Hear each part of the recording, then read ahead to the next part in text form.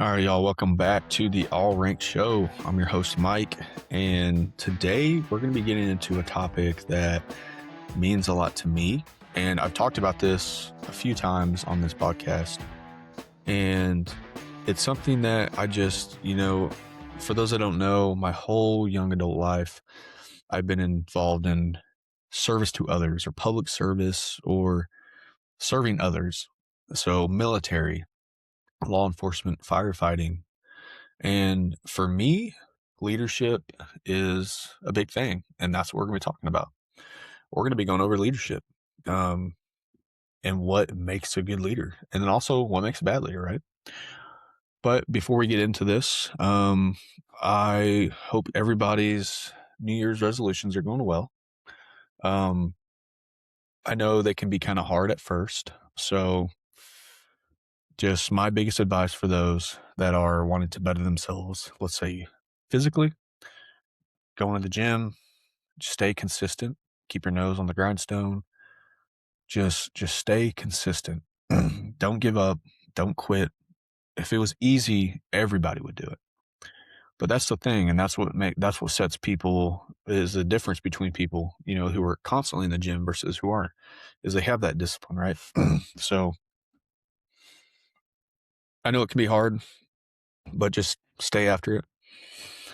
Keep your dieting right, get your steps in, drink water, and just keep pushing forward. Don't give up. It's easy to give up. It's easy to say, I'm just not feeling it today. I'll go tomorrow. Or it's Thursday, I'll start Monday. But ask yourself this: what difference does it make if you start on a Monday versus a Friday or a Saturday or a Tuesday? And I like the analogy of one day or day one. And for me, it's easy. Day one. Like, let's start today. This is day one. We're going to set out. We're going to accomplish this mission, this task. We're going to do it. And I think one of the easiest ways to really get motivated and to set yourself apart and to kind of already get yourself in that mindset or setting yourself up for success is make your bed in the morning. I know it's a very easy task. It's a very easy thing that a lot of people don't do, and it has a lot of meaning behind it, because think about it this way. Even if you have the worst day or a shitty day, whatever you want to call it, just a bad day, at least when you get home, you have a made bed ready to get into, right? So think about it that way. And before we get into this, be sure to like this podcast. You can like, comment, subscribe, hit the notification bell. You can listen to this or watch on Spotify, YouTube, Rumble, and you can follow us on TikTok.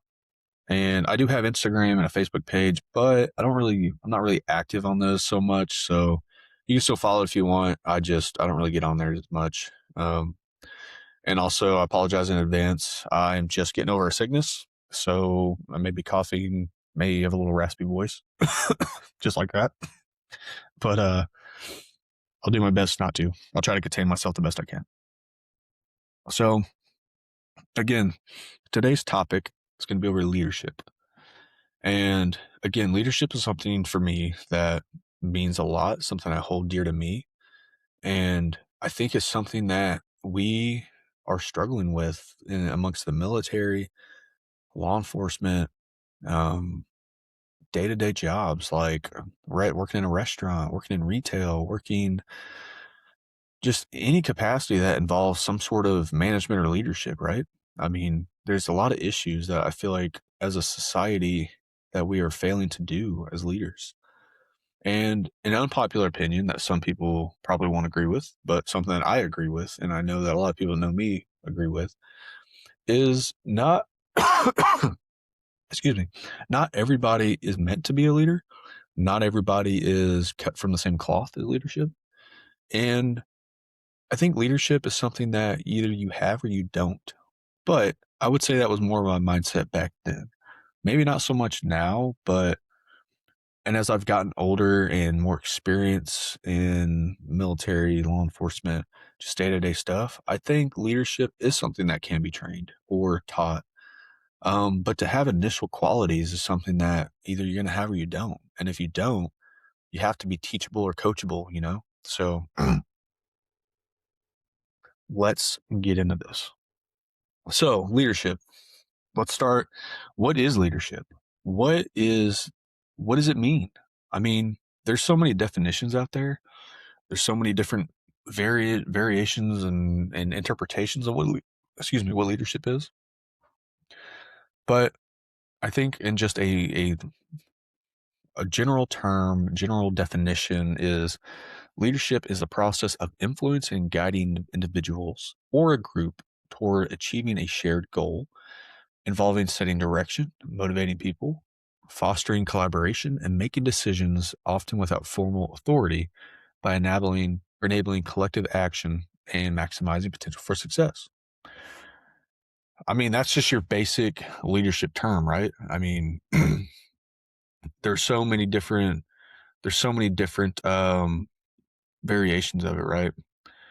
But I think there's a few good qualities or traits that makes a good leader, and we're going to go over those. So, and we got to ask ourselves, why does good leadership matter? And let's think about the cost of bad leadership first, right? So even before the COVID-19 pandemic, bad leaders cost their organizations in terms of reduced productivity, employee turnover. For example, it's estimated that poor leadership reduces team member productivity by up to 7%. That's according to the Ken Blanchard companies. It's a research company.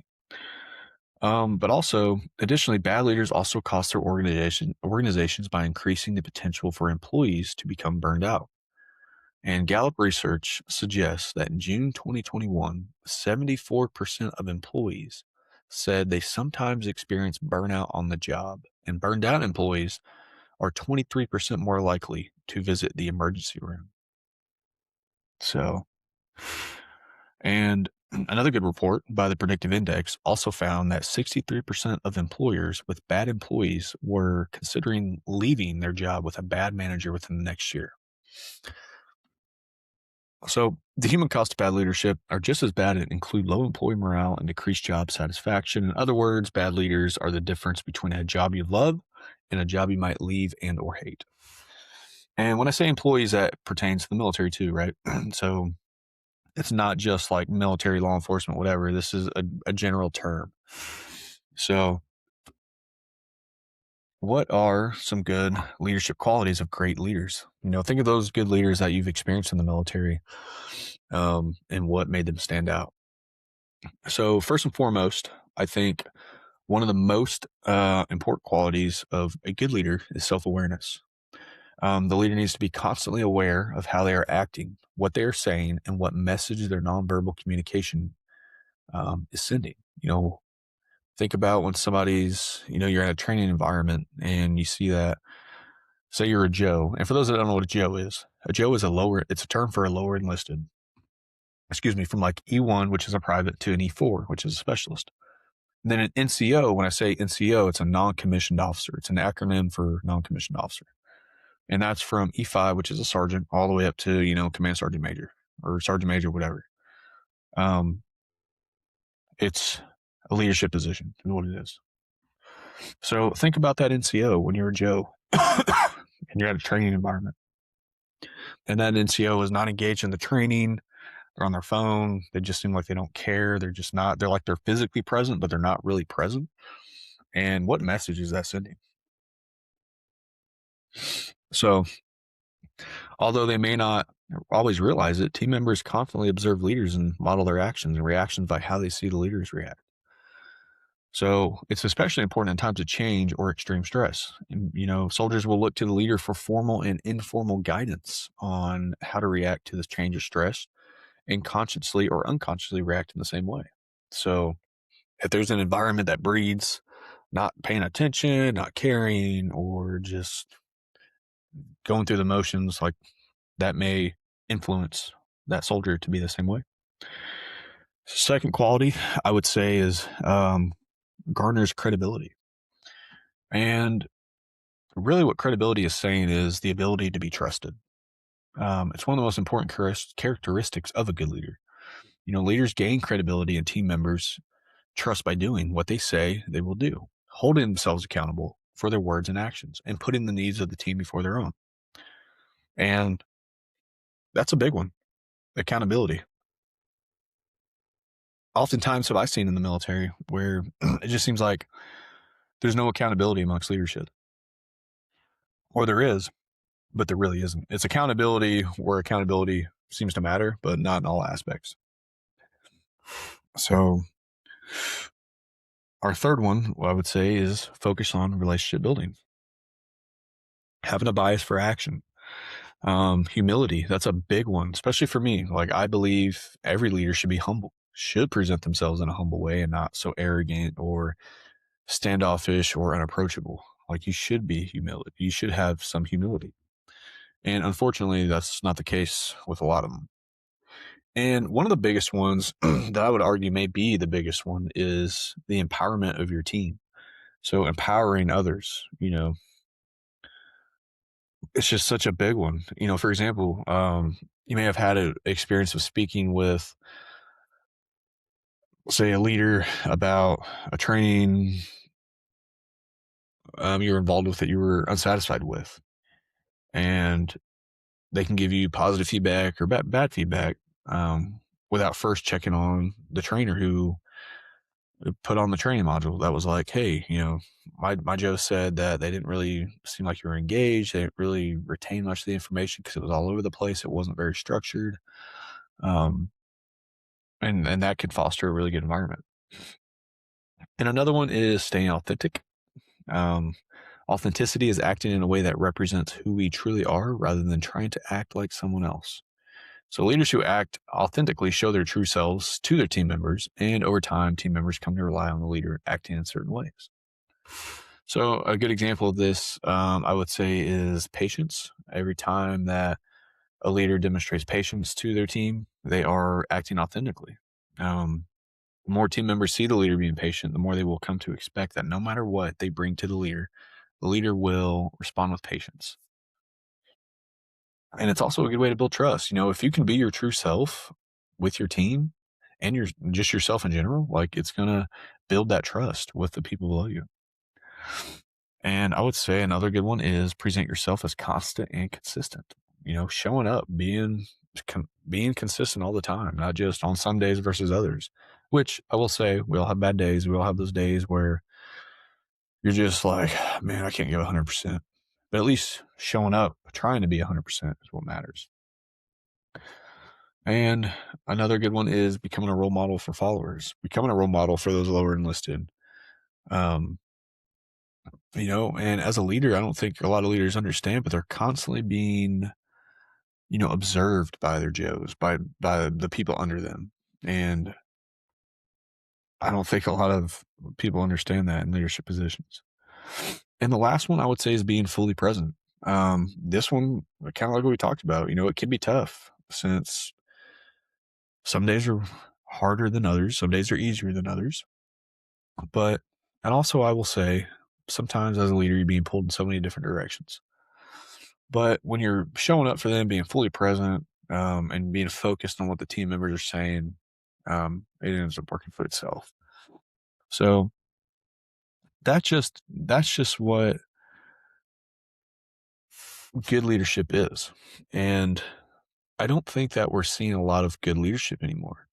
I think more so now than before, we're seeing more the opposite. We're seeing bad leadership. And I don't know, it's hard to like pinpoint or put your thumb on, like, where did this stem from? When did we start getting just such bad leadership? And I think that's amongst all different aspects.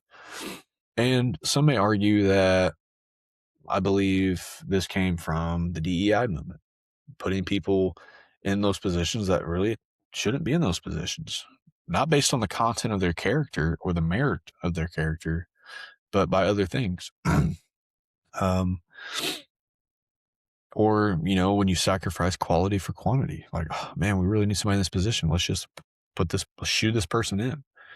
And that does no good for anybody. So, and I think in the military, leadership failure stems from incompetence, toxic behaviors, or institutional culture, leading to poor decisions, low morale, and mission failure through rigidity, micromanagement, lack of accountability, or inflexibility in adapting to changing battlefield conditions. Often seen an inflexible plan or a fear of allowing junior leaders to learn from mistakes.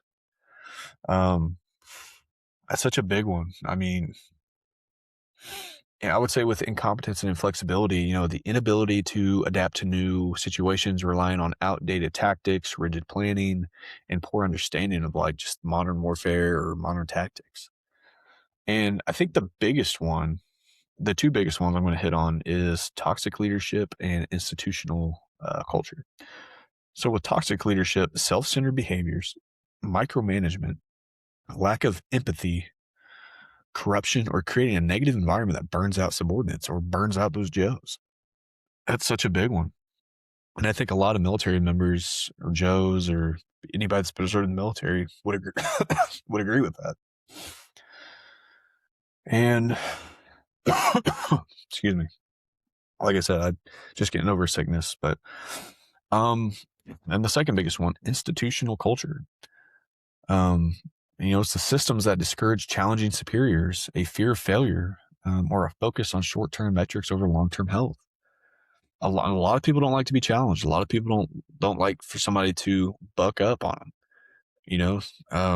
And I think a lot of people have heard the term, don't be a yes man, which a yes man is, yeah, that sounds like a good plan. Yeah, that sounds like a good idea. Yeah, that's a yes man, not somebody that says, hey, I don't think that's a good tactic. I don't think that's a good plan, like a plan of action. And a lot of people they don't challenge that, and not like in a bad way to challenge it, but just like in a, hey, this is a different perspective. How do you feel? Or what about if we look at it from this side of the field or this perspective or from a different standpoint? And a lot of people don't like to be wrong. And especially in leadership positions, it's not always about being right. And if that's how you think, you got it all wrong. And I think another one that does play a factor is like the external factors, and that's like pressure from politics, public opinion, environmental circumstances that can push leaders into poor decisions, like pursuing enemies across borders. And a big one, with the low morale and retention, toxic environments lead to burnout, soldiers leaving the service. That is, in my opinion, the number one reason why people leave the military. And I've always said this, it's not about what you do in the military that makes it so much fun and so memorable. It's the people you serve with. It's the brother on your left and the brother on your right, or your sister on the left, sister on the right. That's what makes it fun. It's going through the suck with those people next to you and making the suck more fun. Because I could tell you plenty of times in the military, especially like everybody remembers their basic training stories, right? Where it's complete and utter chaos. It does suck. It's not really that fun, but it's the people that you've fostered and built those relationships with that do make it fun and enjoyable and memorable and make you want to just stay in and keep pushing forward. So it's a big one for me. And I made this, actually, before we get into that, I think something that's important in the Army, we have what is called the NCO Creed. Now, for those that don't know, when you join the Army, or not join the Army, whenever you are going to get promoted to an E5, which is the transition from lower enlisted to NCO. Usually before you would go to what's called BLC, which is your basic leadership course. And that's where you learn kind of what it means to be a sergeant or a leader in the Army. In the Army, you have to, in BLC, I went to BLC, so I know this. You would do, it's usually about 3 weeks long, and every single day you recite the NCO Creed. And that NCO Creed is something that I feel like is kind of forgotten amongst leaders in the military now, especially the Army. And for those that don't know what it is, you can look it up, or I can just go ahead and read it because it's not that long. But first and foremost, it starts off with this. No one is more professional than I. I am a non-commissioned officer, a leader of soldiers. As a non-commissioned officer, I realize that I am a member of a time-honored corps, which is known as the backbone of the Army. I am proud of the Corps of non-commissioned officers and will at all times conduct myself so as to bring credit upon the Corps, the military service, and my country, regardless of the situation in which I find myself. I will not use my grade or position to attain pleasure, profit, or personal safety. Competence is my watchword. My two basic responsibilities will always be uppermost in my mind: accomplishment of my mission and the welfare of my soldiers.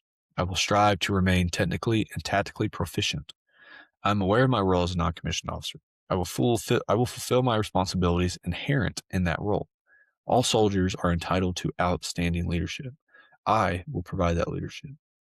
I know my soldiers, and I will always place their needs above my own. I will communicate consistently with my soldiers and never leave them uninformed. I will be fair and impartial when recommending both rewards and punishment. Officers in my unit will have maximum time to accomplish their duties. They will not have to accomplish mine. I will earn their respect and confidence as well as that of my soldiers. I will be loyal to those with whom I serve, seniors, peers, and subordinates alike. I will exercise initiative by taking appropriate action in the absence of orders. I will not compromise my integrity nor my moral courage. I will not forget, nor will I allow my comrades to forget, that we are professionals, non-commissioned officers, leaders. So I want to bring that back to something that I think is kind of forgotten. And it's this line that says, all soldiers are entitled to outstanding leadership. I will provide that leadership. And I feel like that's kind of not the case anymore. I mean, I think anymore it's just, hey, you're getting promoted. Now I'm in a position where I don't have to really do as much or be as active in whatever training we're doing or whatever. It's more of a do as I say, not as I, or do as I say, not as I do. And there's a lot of good things in the NCO creed that I feel like are just forgotten. You know, we're talking about competence is my watchword. And it's just like, what are we doing, right? So, and that's the NCO creed. Now, I do know the Marine Corps has a version of it. Excuse me. But it's called Marine Corps Leadership Principles. And I don't know all of them per se, but I know that they are know yourself and seek improvement, be technically and tactically proficient, know your Marines and look out for their welfare, keep your Marines informed, set the example, ensure the task is understood, supervised, and accomplished, train your Marines as a team, make sound and timely decisions, develop a sense of responsibility among subordinates, employ your command within its capabilities, and seek responsibility and take responsibility for your actions. Now, that's something I think a lot of leaders are not doing anymore, especially in the Army or in the military as a whole, is the lack of accountability. The lack of, you know, say say you're a team leader or a squad leader and one of your Joes, lower enlisted, is just something's going on. They're not doing the task at hand or just something negative's going on. And a lot of times you don't see accountability being taken. It's just sad. And so something I was going to get into before I posted this or before I said this, but I made this post and a lot of people reach out to me after I post it, literally within like a few minutes. And something I posted, and it says this. I titled it Military in Quotation Leadership. The most dangerous person in the military isn't the ignorant private or sham shield specialist. It's the untrained leader that was handed an E5 rank because of their popularity or favoritism. Those of us that served under that untrained leader know it to be true. The most dangerous person in the military is not the Tier 1 operator. It's the untrained leader. Joes are expected to behave badly to an extent. Untrained leaders are trusted not to. When people are promoted without leadership training, mentoring, or development, the damage compounds. Bad decisions don't just affect one squad, unit, or a company. They affect culture, morale, retention, perception, and trust. Most toxic environments don't come from bad units or squads. However, they come from leaders who were never taught how to lead. They manage instead of inspire. They punish instead of coach. They hide instead of decide. and the cost is enormous. Joe stopped trusting the organization. Good people leave or get out instead of making it a career. Average becomes acceptable. Fear replaces initiative. Leadership is a skill. It can be taught, trained, and refined, but only if we admit we have a problem. Until leadership development becomes as mandatory as firearms training, admin tasks, sharp PowerPoints, online FEMA certs, we will continue to see avoidable failures and pretend they were unavoidable. And that is something I posted, and I stand by that. It wasn't directed towards anyone in particular, it just as a whole. So it's just something I feel passionate about and something I see a problem. I see the issue. I see the problem. So, and I had a lot of people reach out and a lot of positive. I didn't have so far nothing negative on it. And I think a lot of people agree with that. And even just, dissecting it and the things we talked about, right? I mean, most toxic environments, they don't come from just bad units, because we have to look at what makes it a bad unit. It's that, it's that toxic leadership. It's that toxic environment. And it comes from the leaders who were never taught how to lead, and they manage instead of inspire. They punish instead of coach. They hide instead of decide. And something that I think is very true is good people leave or they just get out instead of making it a career. I think a lot of people join with the intention of making it a career, and they want to make it a career because they joined. There was a why for why they joined and why they enlisted. And the pride you get when you graduate basic training or AIT, the amount of pride you have is just astronomically high.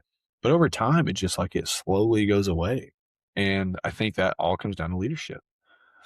And the thing is until leadership development really becomes a thing, like, hey, let's make this mandatory to build good leaders, to make good quality leaders. Like, it's not going to happen. And they are avoidable failures, and 100% they are. But yeah, the most dangerous person is not the tier 1 operator, it's the untrained leader, because it's what makes or breaks a unit, a company, a squad, a team. It truly is what makes or breaks it. So that is why it's the most dangerous. So I have a good video I wanted to show, and I think a lot of people will appreciate this. I really, really enjoy this. This is, for those that don't know, Jocko Willink, but it's just a quick little short video on his leadership lessons. So I'm going to share my screen and we're going to listen to it.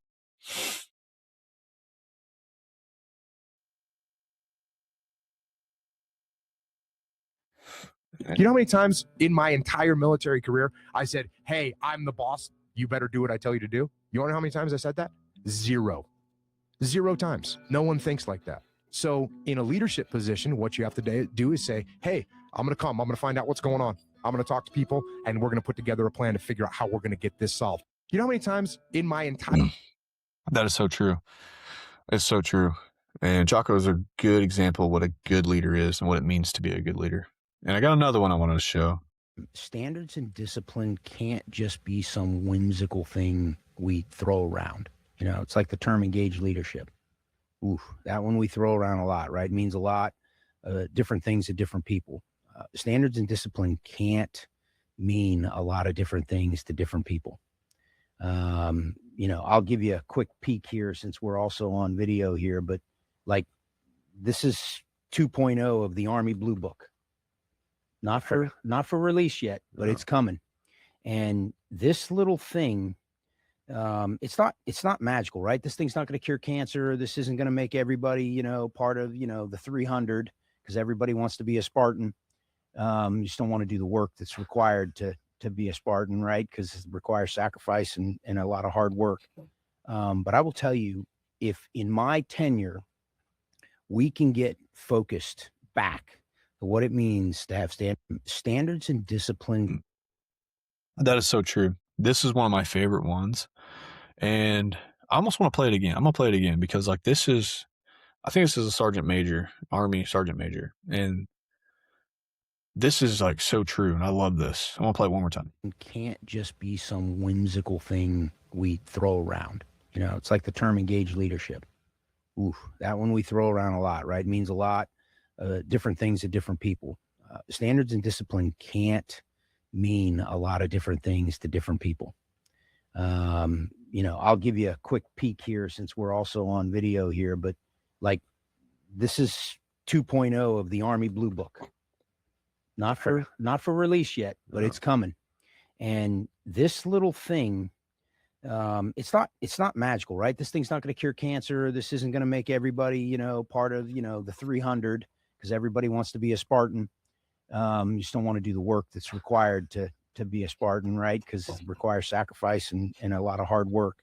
But I will tell you, if in my tenure, we can get focused back to what it means to have standards.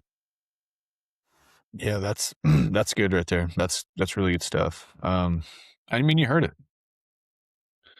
So just it's so easy, but it's such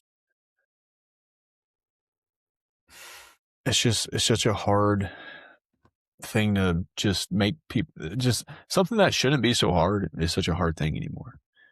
Like why is leadership, why is it so hard? Why is being a good leader such a hard thing to manifest or just to wrap your mind around?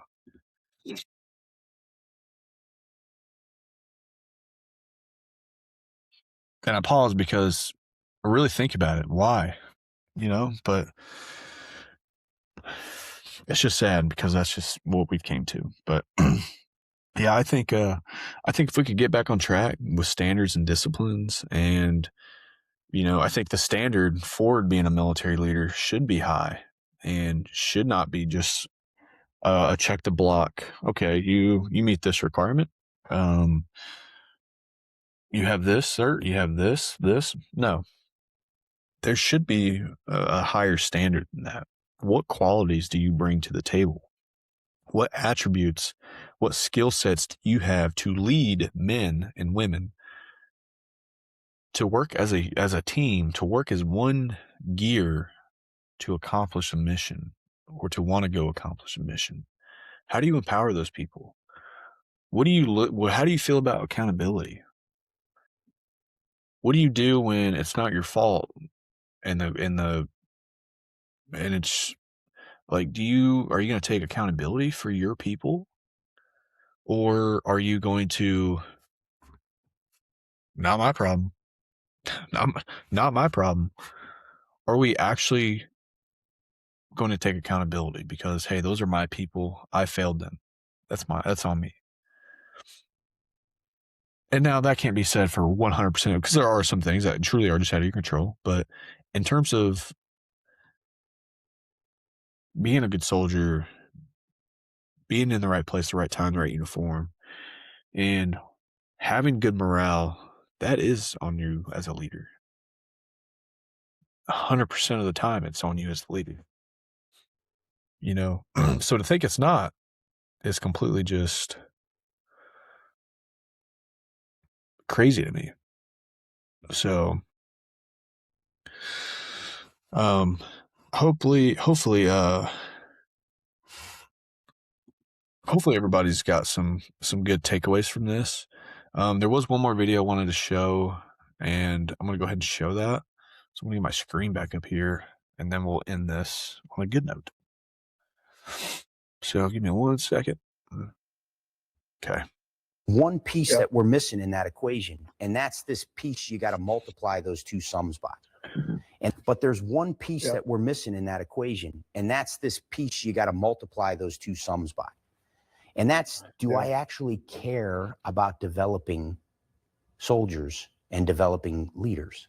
If I don't actually care, I don't care how big that sum is of those two things, how many books I've read, how much PME I've gone to. If my caring level is zero, the sum is zero.